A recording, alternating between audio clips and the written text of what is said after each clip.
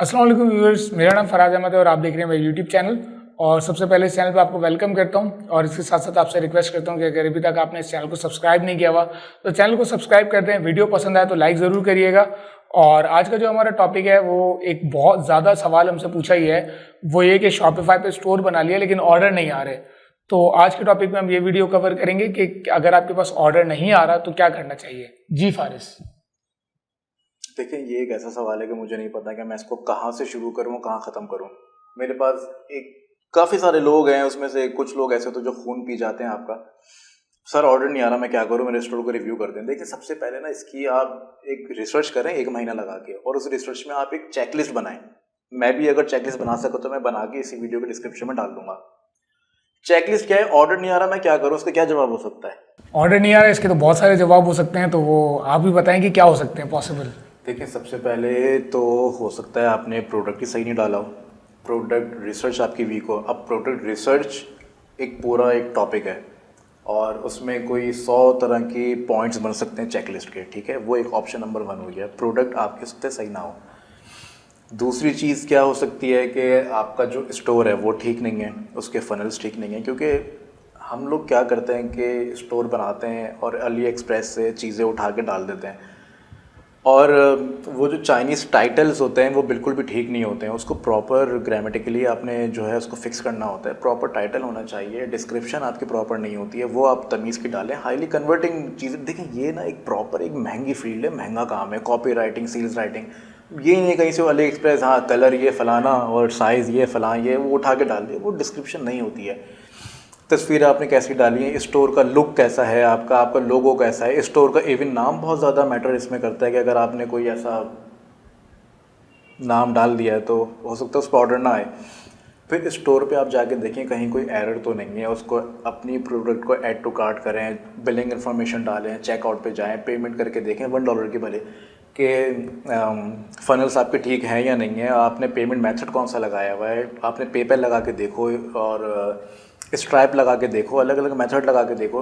तो स्टोर का पूरा एक रिव्यू होता है, उसकी भी एक चेकलिस्ट बनती है 100 पॉइंट्स की कि स्टोर में ये कमी तो नहीं है, ये चीज़ तो नहीं है, मोबाइल ऑप्टिमाइज़ है नहीं है, क्योंकि वैसे भी 90% ट्रैफिक मोबाइल है और डेस्कटॉप ट्रैफिक नहीं है। तो आप ये देखो सबसे पहले कि भाई मोबाइल पे आपकी वेबसाइट कैसी दिख रही है। इसके अलावा एक चीज़ होती है कि अच्छा मैंने फेसबुक ऐड चलाया, मेरे पास ऑर्डर नहीं आया। भाई फेसबुक ऐड अगर आपको चलाने आते तो आपके पास ऑर्डर आना था। हाँ, किसी कंडीशंस में नहीं भी आता, प्रोडक्ट का फॉल्ट होता है, स्टोर का फॉल्ट होता है, लेकिन आप एड्स चलाना प्रॉपर सीखें, यूट्यूब के वीडियोस देखें, वहाँ से लर्न करें, उसके बाद आप देखें। हो सकता है आपने एड्स सही नहीं चलाए हों तभी आपको ऑर्डर प्लेस नहीं हुआ। और इसके भी ज़ाहिर है बहुत सारी चेकलिस्ट होती है, फार्मूलेज होते हैं कि प्रोडक्ट लेके इमोशनल नहीं हो रहा, 3 दिन 4 दिन अपने बजट के हिसाब से एड्स चला के देखो, ऐड टू कार्ट आ रहे हैं नहीं आ रहे, चल रहा है या नहीं, ठीक है। इसके अलावा चौथी चीज़ क्या है कि मुझे कल ही एक बंदा मिला, कहने लगा स्टोर पे ऑर्डर नहीं आ रहे हो, पता नहीं क्या। मैं थोड़ा फ्री बैठा था, मैंने उसको कॉल नहीं की, मैंने उसको बोला क्या तुमने बनाया, मुझे थोड़ा सा वैसे ही बताओ, मैं तुम्हारे लिए ऑडिट नहीं कर रहा, वैसे ही बताओ। कहने लगा सर मैं लैपटॉप बेच रहा हूँ।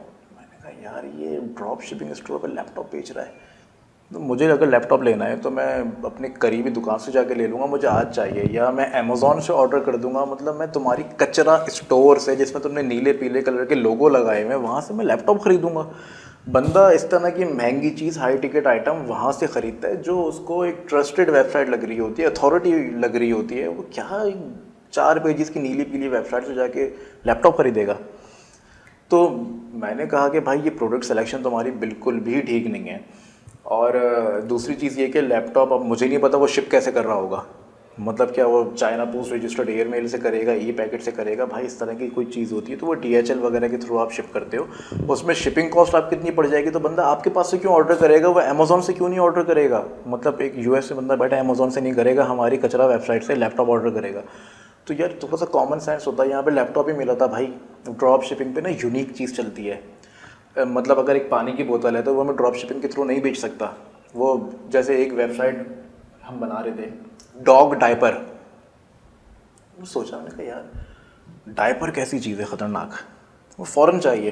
अब अली एक्सप्रेस वाला 10 दिन के बाद डायपर डिलीवर करेगा तो बंदा क्या करेगा, उसको बोलेगा भाई मुझे 1 घंटे में डायपर चाहिए, मेरे डायपर्स ख़त्म हो गए। तो थोड़ा सा कॉमन सेंस इस्तेमाल करो। यूनिक चीज़ें बिकती हैं अली एक्सप्रेस पे, जो चीज़ें इजीली लोगों को अवेलेबल नहीं होती है, वो देख के फ़ौरन वाह ये क्या चीज़ है, ये तो मुझे चाहिए, ये चीज़ें बिकती हैं। तो अगेन इसकी भी एक चेकलिस्ट होती है, इस पर थोड़ी सी रिसर्च करो। मैं सबसे पहले लोगों को एडवाइस ये करूँगा कि भाई आप हज़ारों तरह के प्लेटफॉर्म्स हैं, लाइक उबरलो का अपना एक शॉपिफाई का कोर्स है, मैंने नहीं देखा वो कैसा है, हो सकता है अच्छा ना हो, लेकिन एटलीस्ट भाई आपको वो बेसिक्स तो बता देगा। इसके अलावा और दूसरे यूट्यूब चैनल्स हैं और आर्टिकल्स हैं, आप नॉलेज तो गेन करो, स्टडी तो करो, उसके बाद किसी काम में आओ। मैंने एक तौलिए की फैक्ट्री लगानी है, मैं क्या करूँ? तो भाई आप ये बोलोगे ना कि जाकर उसमें 1 साल पहले काम करो, उसको सीखो तो कि एक्सपोर्ट कैसे होती है, इंपोर्ट कैसे होती है, कौन सा माल डालते हैं, हायरिंग कैसे करते हैं, मशीन कैसे होती है।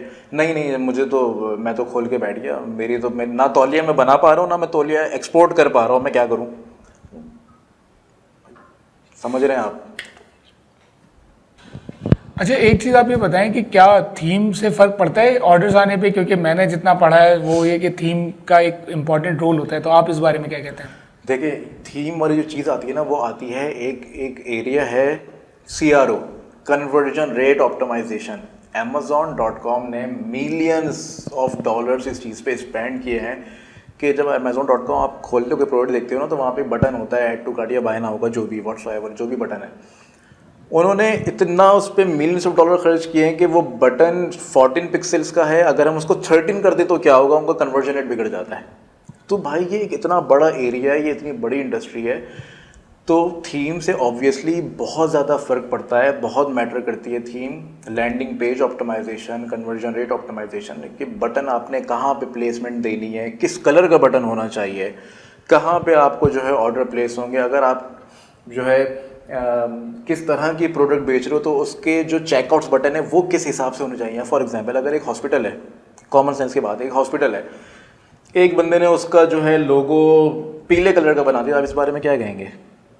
कि पीले कलर का नहीं हो सकता। हॉस्पिटल एक पीस की जगह है, एक हेल्थ की जगह है, एक बहुत ही कंफर्ट की जगह है, तो उसका जो वो लोगो हो सकता है वो ब्लू हो सकता है। हेल्थ का जो सेक्टर है वो ब्लू हो सकता है, लेकिन वो येलो नहीं हो सकता। तो इसी तरह अपने स्टोर्स को जो है कंपैरिजन करें दूसरे स्टोर से और उसके रिव्यू करें प्रॉपर। आप अगर आप थोड़े से वीक हैं तो दूसरे लोगों से रिव्यू कराएं। एक चीज़ और है भाई, एक इसमें चीज़ चली थी बूस्टर थीम।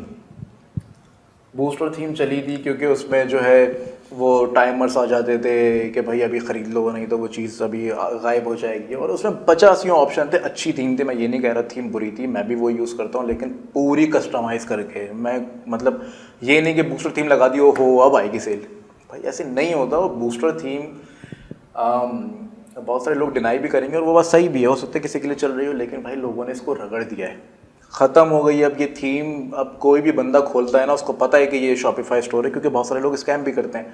तो यार आजकल क्या चल रहा है, वो जाके देखो, कोई अच्छी सी थीम निकालो, स्टोर के लुक्स पे काम करो।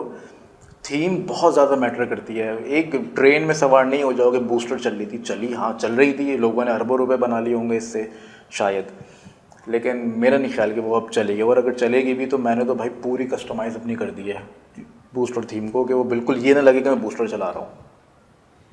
एक और चीज़ यही है कि क्लोन थीम जब आप डालते हैं तो उसमें ये कि अगर किसी के साथ किसी और शॉपिफाई स्टोर ने स्कैम कर दिया तो अब वो थीम देख करके उसको लगेगा कि ये वही बंदा है, इसने दूसरा स्टोर खोल लिया है। तो कभी भी थीम जो है वो एग्जैक्ट रेप्लिका मत मारे, मतलब काम में शॉर्टकट ना ढूंढें।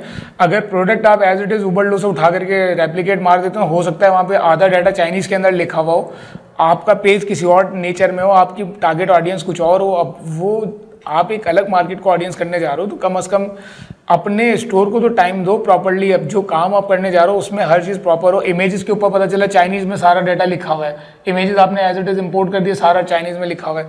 तो कम से कम इन सब चीज़ों को देखें प्रॉपर्ली, उसको ऑप्टिमाइज़ करें, ऑप्टिमाइज़ करने के बाद जा करके आप मार्केट में लेकर के जाएं चीज़ को। और ये हर चीज़ के साथ है, मतलब कोई भी चीज़ अगर आप मार्केट करने जाते हैं तो उसका बॉक्स, उसकी पैकिंग, उसका प्रेजेंटेशन, किसी भी दुकान पे आप जाते हैं तो उसकी प्रेजेंटेशन बहुत ज़्यादा मैटर करती है। तो यही चीज़ें आपके स्टोर के साथ भी हैं कि तमाम चीज़ें जितना भी हैं वो छोटे छोटे पॉइंट्स इसके अंदर मैटर करेंगे कि थीम कैसी है, डिज़ाइन कैसा है, प्रोडक्ट की प्रेजेंटेशन कैसी है, चेकआउट का बटन कैसा है, आपने जो है वो उसको मज़ीद कितना डिग डाउन किया हुआ है उसके अंदर की क्या क्या चीज़ें आप बेच सकते हो। एक बहुत इंपॉर्टेंट फैक्टर है स्पीड ऑप्टिमाइजेशन। लोग क्या करते हैं, वो चाइनीज़ इमेजेस डाउनलोड करते हैं, उनको वैसे ही चढ़ा देते हैं। अब वो बंदा स्टोर खोलता है तो वो स्टोर खुलता ही रह जाता है। और शॉपिफाई का स्पीड का वैसे भी थोड़ा सा मसला ना। स्पीड ऑप्टिमाइजेशन के लिए अब भाई सबसे पहले तो इमेजेस पे लोगो ना हो, चाइनीज़ में ना लिखा हो, प्रॉपर आपको ज़रूरी नहीं है 12 तस्वीरें डालो भाई, आप 4 तस्वीरें डाल दो, लेकिन मुनासिब तस्वीरें हों। इमेज, इसमें क्या होता है, इमेज कंप्रेसर की प्लगइन होती है, इसकी ऐप है, वो आप यूज़ करें। या फिर एक और बहुत इंपॉर्टेंट चीज़ है इमेज रीसाइजिंग। जितनी भी आपके स्टोर में प्रोडक्ट्स हैं वो एक साइज़ की होनी चाहिए, उसकी भी ऐप है, वो पेड है, तो वो आप यूज़ करें। तो और स्पीड ऑप्टिमाइजेशन, ये हज़ारों फैक्टर्स में से एक फैक्टर ये बहुत ज़्यादा इंपॉर्टेंट है। तो ये सारी चीज़ें करेंगे तो उसके बाद जो है वो आपका स्टोर इस काबिल होगा कि फिर आप सोचेंगे अब एड्स चलाने की बारी है। फिर वो जो एड्स में फारिस ने चीज़ें बताई वो सारी चीज़ें मैटर करती हैं। तो आई होप आपको वीडियो पसंद आई होगी और काफ़ी सारे पॉइंट्स फारिस ने इसमें क्लियर किए हैं। फिर भी अगर कोई भी आपका सवाल है, आपके पास सेल नहीं आ रही है, अगर कोई चीज़ आपने जो है वो पूछनी है तो आप जो है वो टेलीग्राम के ग्रुप पे पूछ सकते हैं। एक और चीज़ यहाँ पे बता दूँ मैं, ये आपके पास से रिक्वेस्ट आती है कि ये मेरा फाइवर का की प्रोफाइल इसको ऑडिट कर दें, तो ये चीज़ें हम लोगों के लिए पॉसिबल नहीं है, क्योंकि अपना काम छोड़ करके एक एक प्रोफाइल को 3-3 घंटे 4-4 घंटे ऑडिट, यानी कि अगर हम 8 घंटे काम करने आते हैं और 2 रिक्वेस्ट हमने पूरी कर दी कि 4-4 घंटे 2 लोगों को दे दिए, तो उसमें हमारा अपना काम सफ़र करेगा।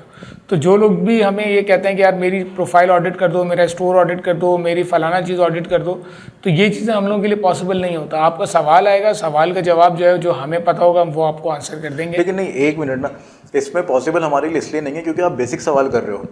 हम लोग बेसिक लेवल के लिए ट्रेनिंग के लिए या आपको गाइड करने के लिए, मेरा नहीं ख्याल कि हम यहाँ बैठे रह सकते हैं कि मतलब एक बच्चा जो दूसरी तीसरी जमात में है वो आगे बोले कि मुझे जो है इलेक्ट्रॉन प्रोटॉन न्यूट्रॉन बता दो, तो आप उसको बोलोगे भाई तुम पहले 7वीं 8वीं तक तो पहुँचो, तब तुम स्टडी करोगे तभी तुम्हें पता चलेगा। तुम तीसरी जमात में हो, तुम जो है केमिस्ट्री की बात कर रहे हो।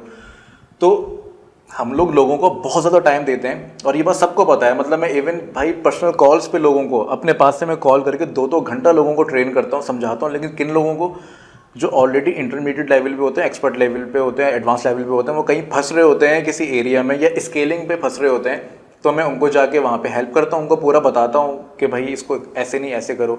लेकिन एक कोई बिल्कुल बिगिनर लेवल पे कोई चीज़ आ गई कि सर ये मेरी वेबसाइट है, इस पर ट्रैफिक नहीं आ रही, ऐसी होगी, इसको ऑडिट कर लें, भाई ये मेरे लिए क्या किसी के लिए भी पॉसिबल नहीं है। पॉसिबल नहीं है ये चीज़। फिर इसके अलावा एक और सवाल आता है कि मैंने फाइवर की प्रोफाइल बना ली, अब क्या करूँ, मतलब अब क्या करूं, अब उसका कैसे मैं जवाब दूं। मकसद ये कि आपको हाथ पकड़ के चलाना एक सवाल जवाब के अंदर पॉसिबल नहीं होता, तो फिर बहुत सारे सवाल इग्नोर करना पड़ जाते हैं, क्योंकि उनके जवाब देना पूरी किताबें लिखने के बराबर है। तो उसके लिए वीडियोस हैं, आप वीडियोस देखते रहें। वीडियोस के अंदर इस तरह के सवालों को हम लोग आंसर करते हैं, या जो सवाल ज़्यादा आते हैं उनको आंसर करते हैं। फाइवर की पूरी सीरीज़ बनाई हुई है, ड्रॉप शिपिंग की फारिस काम कर रहे हैं उसके ऊपर, आहिस्ता आहिस्ता वीडियो। तो इसमें एक वाला पॉइंट वो भी तो ऐड करें ना, अक्सर कमेंट्स आते हैं कि मैं करके नहीं दिखाया। वो एक बहुत ही यंग लड़का है, उसका मुझे ना मैसेज आया तो मैंने उसे कॉल पे लिया। उसने बाकायदा हमारा जो ग्रुप है एक्सट्रीम एसईओ अटैक, वहाँ पे उसने पोस्ट डाली हुई है। उसको काम नहीं आता था, वीडियोस देख के उसने चीज़ें सीखी और जो हम वर्बली बता रहे हैं उसने पिक की और उसको जो है प्रैक्टिकली परफॉर्म किया। पहला महीना ई कॉमर्स में नया बच्चा है, पहला महीना उसने 25 लाख रुपए माशाल्लाह से उसने हिट किए हैं।